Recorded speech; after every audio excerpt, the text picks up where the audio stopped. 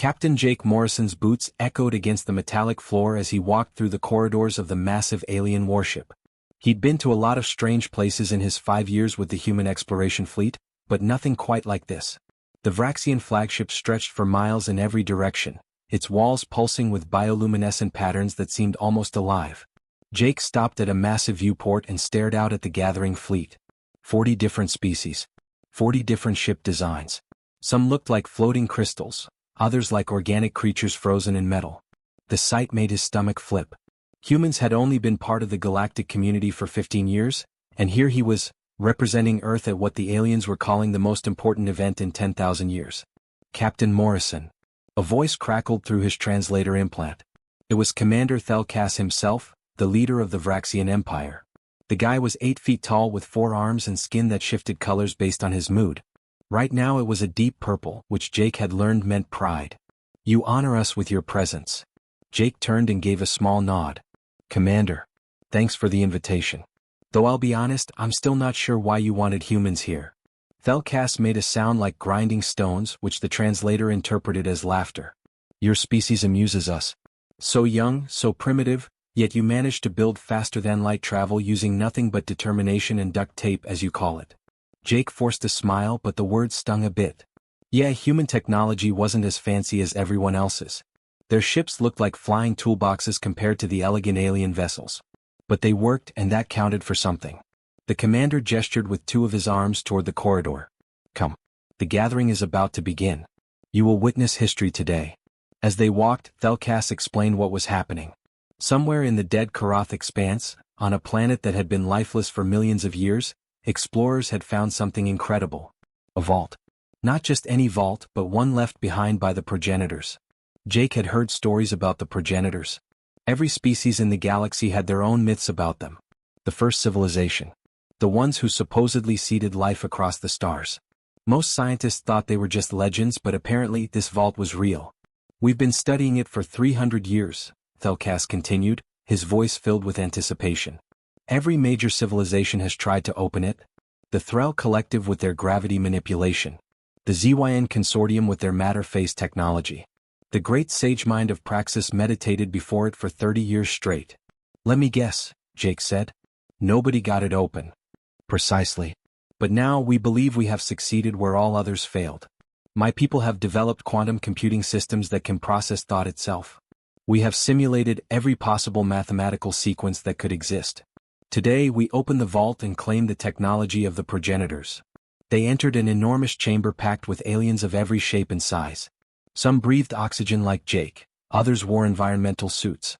A few didn't seem to breathe at all. Holographic displays floated everywhere, showing news feeds in dozens of languages. This was being broadcast across the entire galaxy. Jake found himself standing next to a Matherii delegate, a bug-like creature with too many eyes. It clicked its mandibles at him. Ah, the human. I'm surprised they let your kind attend. No offense, but your species barely understands quantum mechanics. This is rather above your comprehension level. Jake bit back a sharp reply. He'd dealt with this attitude before. To most of the galaxy, humans were the new kids who'd stumbled into technology they didn't fully understand.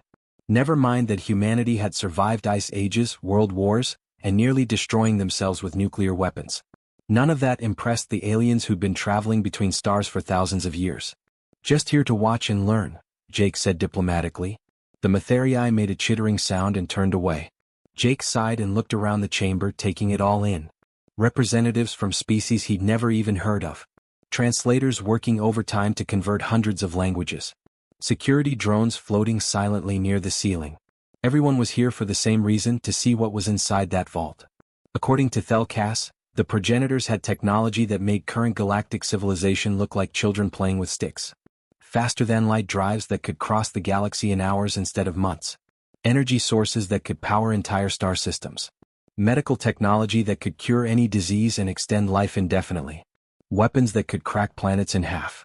That last part worried Jake. Everyone in this room wanted that vault open, but not everyone wanted the same things from it. He'd read the intelligence reports.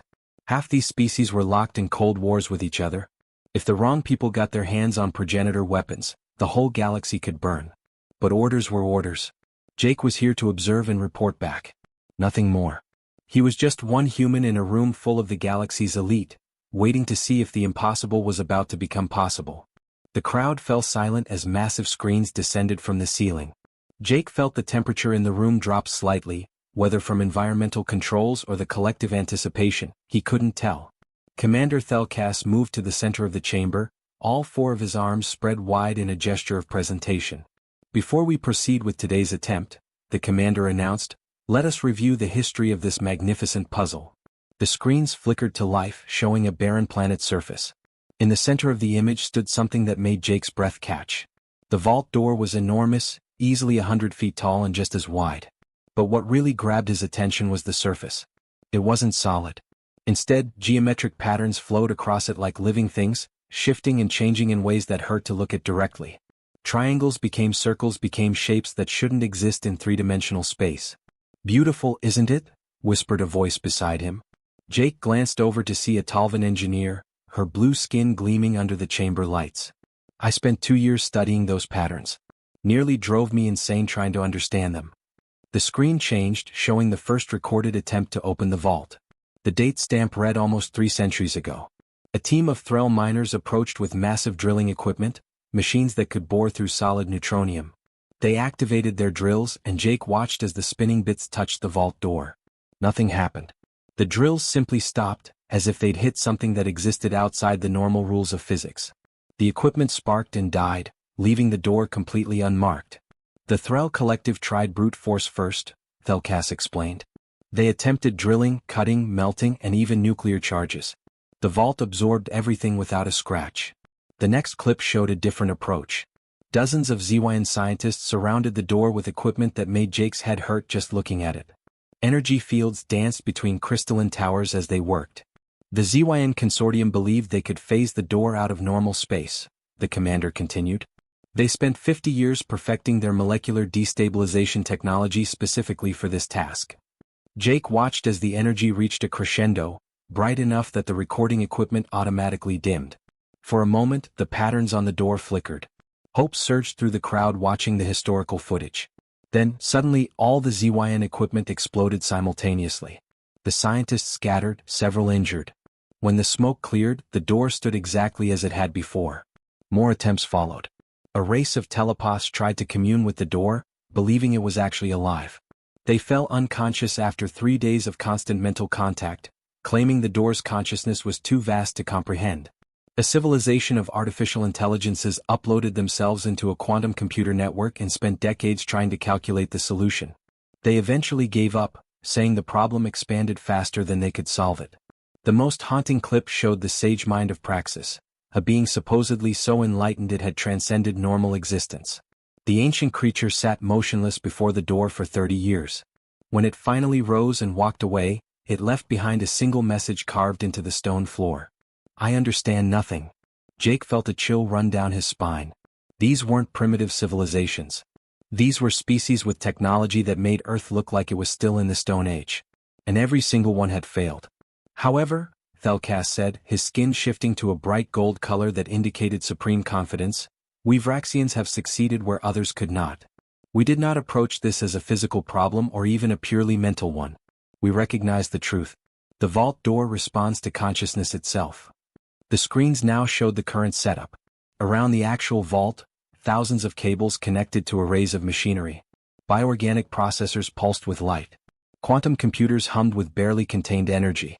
At the center of it all, 50 Vraxian mental specialists sat in a circle, their minds linked together through technology and training. The patterns on the door are not random, the commander explained. They represent every possible mathematical sequence that can exist. Every number, every equation, every logical proof. To open the door, one must simultaneously hold all of these possibilities in conscious thought. A single organic mind cannot do this. Even our greatest AIs cannot do this alone. But together, linked as one, we can achieve the impossible. Jake noticed something interesting. Every alien in the room was nodding along, impressed by the logic. It made sense. If you couldn't force the door open and you couldn't trick it, you had to meet it on its own terms. Overwhelming computational power combined with organic consciousness. It was an elegant solution. The progenitors created a lock that requires proof of advanced civilization, Thelkas continued. Only a species that has mastered both technology and the mind can hope to open it. Today we provide that proof. The commander gestured toward a control station. Begin the sequence. Lights dimmed throughout the chamber. On the screens, Jake watched as the linked Vraxian minds began their work. Data streamed across displays faster than he could follow. The patterns on the vault door started to respond, their random flowing becoming slightly more organized. The crowd pressed forward, everyone wanting a better view. Jake found himself holding his breath. Hours passed. The Vraxians maintained their mental link, sweat pouring down their faces despite the cool temperature. The patterns continued to organize, slowly forming recognizable geometric shapes. Then, just as it seemed they might actually succeed, something changed. The patterns suddenly exploded outward in complexity, multiplying faster than the Vraxian network could track. Alarms blared. Several of the mental specialists collapsed, blood trickling from their noses. Abort. Abort the sequence, someone shouted. The machinery powered down. Medical teams rushed to help the collapsed specialists. On the screen, the vault door's patterns had returned to their original random flow, as if nothing had happened. Thelkas stood frozen, his skin color shifting rapidly through emotions too complex for Jake to interpret. The most advanced attempt in history, backed by 300 years of research and the combined might of the Vraxian Empire, had failed just like all the others. The chamber filled with disappointed murmurs. Some aliens were already heading for the exits. Another failure to add to the history books. Jake stared at the screen showing the vault door, still flowing with its impossible patterns, keeping its secrets locked away for another day. The chamber had mostly cleared out after the failed attempt. Most of the alien delegates had retreated to their ships or gathered in small groups, discussing what they'd witnessed. Some looked disappointed, others almost relieved. Jake noticed the military representatives seemed particularly tense, probably realizing that if the vault stayed closed, no one could gain an advantage over anyone else. Jake had stayed behind, though he wasn't entirely sure why. Maybe it was curiosity. Maybe it was just the fact that he'd traveled 3 weeks through hyperspace to get here, and leaving after a few hours felt wrong. He wandered toward the observation deck that overlooked the actual vault location on the planet below. The viewing area was nearly empty now.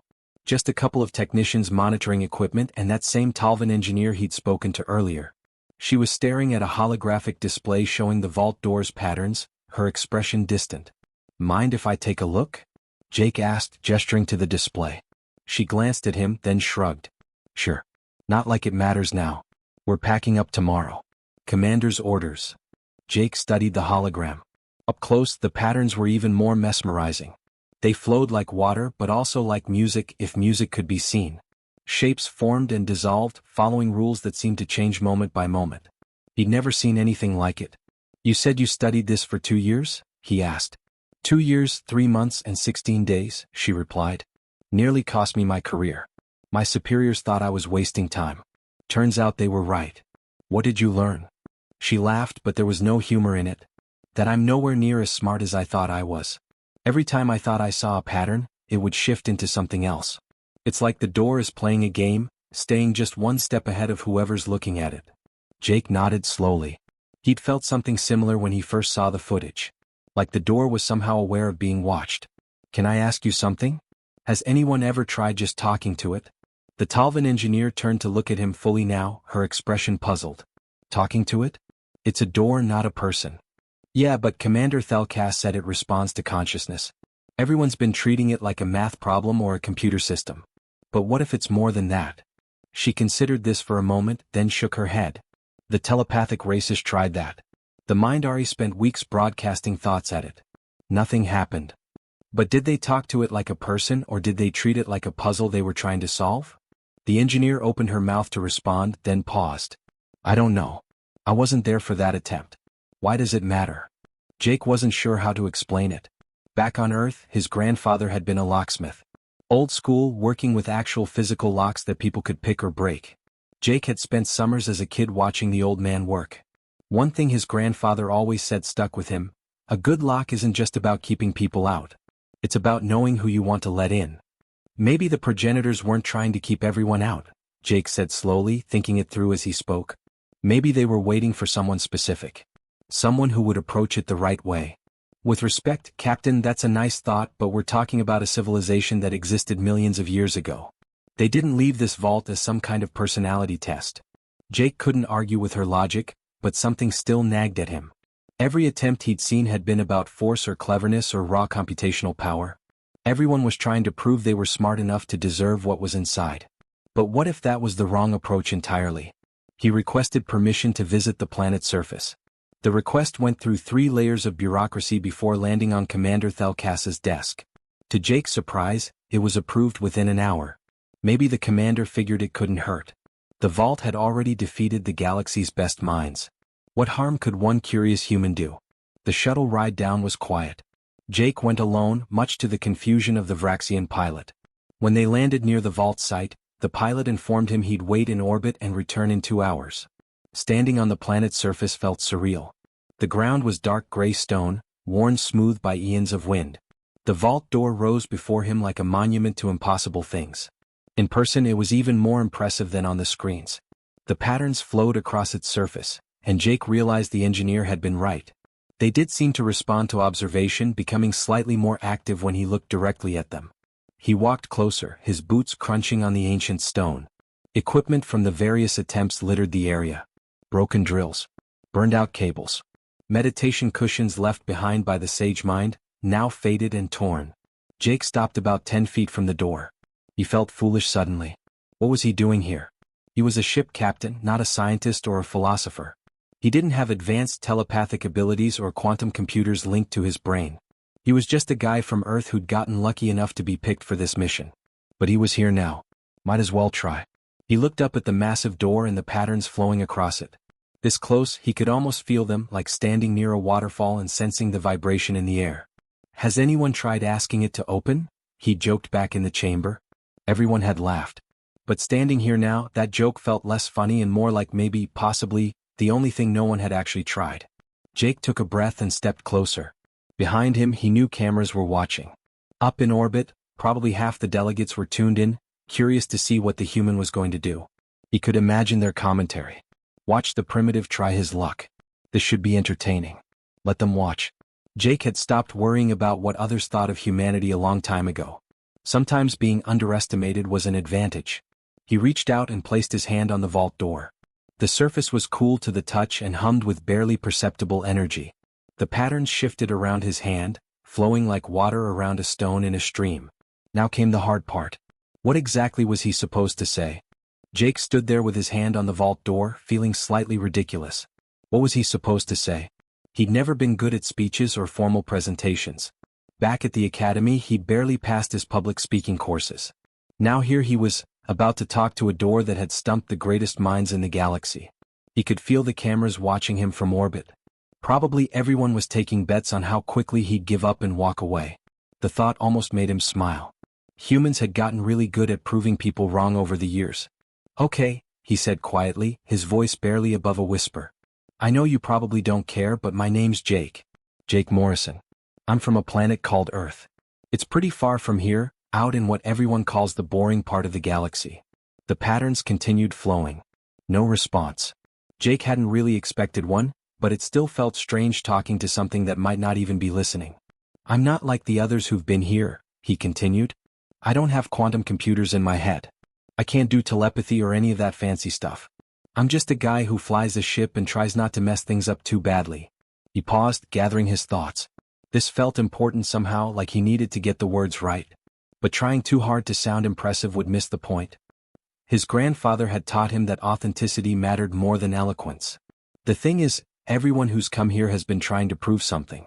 Trying to show they're smart enough or powerful enough or advanced enough to deserve what's inside you. They've treated you like a test they need to pass, a puzzle they need to solve. The patterns seemed to flow a bit slower now, though that might have been his imagination. Jake pressed on. But I've been thinking. 10,000 years is a really long time to be alone. Just sitting here on this dead planet, waiting. Everyone who's come to see you has demanded things, tried to force you open, or bragged about how clever they were. But has anyone actually acknowledged that you've been here? That you've survived all this time, keeping whatever secrets you're protecting safe? His hand was still pressed against the cool surface. The hum of energy seemed to intensify slightly. I don't know who built you or why, but I'm guessing whoever they were pretty incredible. This lock you've got, it's beautiful. Not just complicated, but genuinely beautiful. All those patterns, the way they flow and change. Someone put a lot of thought into creating something that would last forever. Jake felt a lump forming in his throat. He wasn't sure where these words were coming from, but they felt right. So I guess I just wanted to say thank you. Thank you for waiting all this time. Thank you for not letting yourself be forced or tricked or hacked. And thank you for being here so I could see something this amazing. He took a breath, realizing he'd been talking for several minutes now. This was probably the point where he should try to sound official or important. Ask permission to enter. Make some formal request. But that felt wrong. I'm not going to demand you open, he said softly. I'm not going to try to prove I'm worthy or smart enough. Honestly, I'm probably not. But if you're willing, I'd really like to understand what you're protecting. Not to take it or use it for power. Just to learn. To see what the people who made you thought was important enough to guard for eternity. The patterns on the door suddenly stopped moving. Jake's heart skipped a beat. Had he broken something? The complete stillness was almost scarier than the constant motion had been. Then, slowly, the patterns began to change. Not randomly like before, but with obvious purpose. Complex geometric shapes started folding down, simplifying. Dimensions that shouldn't exist collapsed into ones that did. Jake watched in amazement as shapes he couldn't name transformed into triangles, then circles, then finally a single spiral. The spiral was simple, elegant. It reminded him of a nautilus shell or the arms of a galaxy. The universal symbol of growth, of continuation, of life reaching forward. A deep vibration ran through the ground beneath Jake's feet. He stumbled backward, nearly falling. The vault door, which had been seamless for 10,000 years, suddenly showed a line down its center. The line widened, and with absolute silence, the massive doors began to swing inward. Light spilled out from inside, soft and golden. Jake stood frozen, his mind struggling to process what had just happened. He'd opened it. He'd actually opened it. Up in orbit, alarms were probably blaring. The delegates would be scrambling to their observation screens. Commander Thelkas was likely having some kind of crisis about how a human had succeeded where the Vraxian Empire had failed. But down here, on this ancient planet, Jake just stared at the open vault in wonder. His hand was shaking slightly. He'd expected to feel triumphant if this worked, but instead he felt humbled. Almost scared. Because now he understood something profound. The progenitors hadn't created a test of intelligence or power. They'd created something far more sophisticated. A filter. A way to ensure that only certain types of beings would ever access what they'd left behind. The vault hadn't responded to computation or force or telepathic ability. It had responded to empathy. To respect. To someone treating it not as an obstacle to overcome, but as a creation worth honoring. Jake realized he was crying, tears running down his face. He wiped them away quickly, feeling embarrassed even though no one was here to see. This wasn't just about opening a door. This was about understanding something fundamental about the species that had built it. The progenitors had been powerful beyond imagination, but they'd also been wise. They'd known that their technology in the wrong hands could be catastrophic. So they'd locked it behind something that couldn't be hacked or forced. Something that required the one thing you couldn't fake or simulate: genuine kindness. "Thank you," Jake whispered again, though he wasn't sure if he was talking to the door, the progenitors, or the universe itself. The vault stood open before him, its secrets finally revealed after 10 millennia of waiting. And Jake Morrison, a simple ship captain from Earth, took his first step inside. Jake stepped through the doorway and the interior took his breath away. The vault was vast, stretching back farther than he could see. The walls glowed with that same soft golden light, and the air felt different somehow. Cleaner. Almost alive. In the center of the first chamber stood a pillar of light. As Jake approached, it flickered and resolved into a holographic figure. The being was humanoid but clearly not human. Taller, with features that seemed to shift slightly, as if the projection couldn't quite decide what form to take. "Welcome," the figure said, and Jake heard the word both in his ears and somehow directly in his mind. "We are pleased that someone finally understood." Jake's mouth went dry. "You're a progenitor?" "A recording of one, yes. I am the keeper of memory, left behind to guide whoever proved worthy of entering this place." The figure gestured around the chamber. "What you see here is not a treasure vault. It is a warning." The hologram shifted, and suddenly Jake was surrounded by images. He saw a civilization rising from a single planet, spreading to the stars. Ships that made current galactic vessels look like toys. Cities that floated between dimensions. Technology that bordered on magic. "We were the first," the keeper continued. "We mastered physics, bent space and time to our will, and believed ourselves gods. We thought our power made us wise. The images darkened. Jake watched as the progenitor civilization began to fracture. Factions formed, each believing they alone knew the right path forward. Arguments became conflicts. Conflicts became wars. Their incredible technology, built to explore and create, was turned into weapons.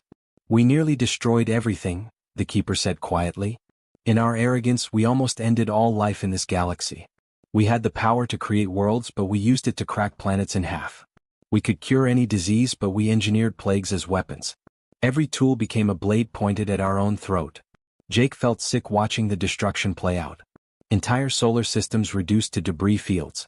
Billions of lives snuffed out in moments. The progenitors had possessed godlike power, and they'd almost used it to render the galaxy lifeless. In our final days we realized our mistake, the Keeper continued.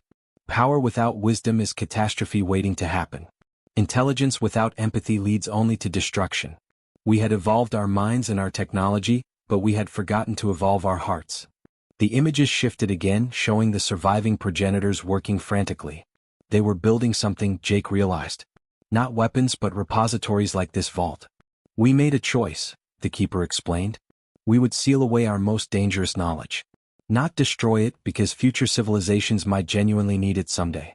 But we would ensure that only those who had evolved beyond our mistakes could access it. The lock, Jake said, understanding flooding through him. It wasn't testing intelligence. Correct. Intelligence alone is dangerous.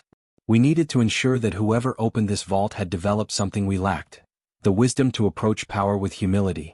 The empathy to treat even a locked door with respect rather than viewing it as an obstacle to conquer. The hologram walked closer to Jake, its expression sad but hopeful. 40 species came to this vault over the centuries. All of them approached with arrogance or desperation or greed. They wanted to prove themselves worthy. They wanted to take what we had built. You were the first to simply acknowledge our existence, to honor our creation, and to ask rather than demand. Jake felt overwhelmed. But I'm nobody special. I'm just a ship captain. There are millions of humans smarter than me, better than me. Perhaps, the Keeper said. But you were the one who remembered that locked doors are built by people. That even ancient mysteries deserve respect. That empathy matters more than cleverness. These are not common traits in spacefaring civilizations, Captain Morrison. Your species has something precious. The chamber brightened, and Jake saw what the vault truly contained. There were technologies here, yes. Medical devices that could repair any injury. Energy systems that could power civilizations without depleting resources. Terraforming equipment that could transform dead worlds into gardens. But there were also archives of knowledge, warnings about paths to avoid, lessons learned through unimaginable suffering. This is not a gift of power, the Keeper said. It is a gift of wisdom earned through tragedy. Everything here comes with context, with warnings, with the true cost of its use clearly explained. We hope that future civilizations will learn from our mistakes rather than repeating them. Jake heard a sound behind him and turned. Commander Thelkas stood in the doorway, his forearms hanging limply at his sides, his skin cycling through colors too rapidly to interpret. Behind him, dozens of other delegates crowded, trying to see inside. How? Thelkas whispered, his voice barely audible. How did you open it? Jake turned back to the Keeper hologram, but it had faded. In its place, a simple message floated in the air, written in a script that somehow everyone could read regardless of their native language. To those who come with humility, all doors open. To those who demand with arrogance, all doors remain closed. The choice of who you will become is always yours. Thelkas stepped forward slowly, his eyes taking in the vast chamber. What is this place? It's not a weapons cache, Jake said softly. It's a school. The progenitors didn't want to give us power. They wanted to teach us wisdom. The commander was silent for a long moment, his skin finally settling on a deep blue that Jake's translator identified as contemplation. And what do you intend to do with this, Captain Morrison? You opened it. By any law, this discovery belongs to humanity. Jake almost laughed. A few weeks ago, he'd been worried about making his delivery schedule. Now he was apparently responsible for deciding the fate of ancient alien knowledge that could reshape the galaxy. The universe had a weird sense of humor. It doesn't belong to anyone, he said finally. The progenitors left it for whoever proved ready for it. That's not just humans. That's anyone who can approach power with the right mindset. He looked around at the assembled delegates, representatives of 40 different species, each with their own agendas and ambitions. A few months ago, They'd all been competing to get here first, to claim the vault's contents for themselves. Now they stood together, humbled by the realization that they'd all been approaching it wrong. "We share it," Jake continued. "All of us. But we do it carefully with respect for what it represents. The progenitors nearly destroyed themselves with this knowledge. We'd be fools to ignore that warning." Thelcast looked at Jake for a long moment, then extended one of his hands in the Vraxian gesture of respect. "Your species is young, Captain Morrison. But perhaps you understand things that we older civilizations have forgotten. I propose a council, representatives from all species present, to study this vault together and determine how its knowledge should be shared." Murmurs of agreement rippled through the assembled delegates. Jake felt the weight lifting slightly from his shoulders. This wasn't just his burden to carry anymore. As the aliens began discussing logistics and forming committees, Jake took one last look around the vault. Somewhere across the vast gulf of time, the progenitors had left this gift. Not power for power's sake, but wisdom earned through suffering. They trusted that eventually, someone would come along who understood that the strongest locks aren't opened with force, but with kindness. Jake smiled, thinking about his grandfather and his lessons about locks and the people who made them. The old man would have loved this story. Sometimes the simplest approach really was the best one,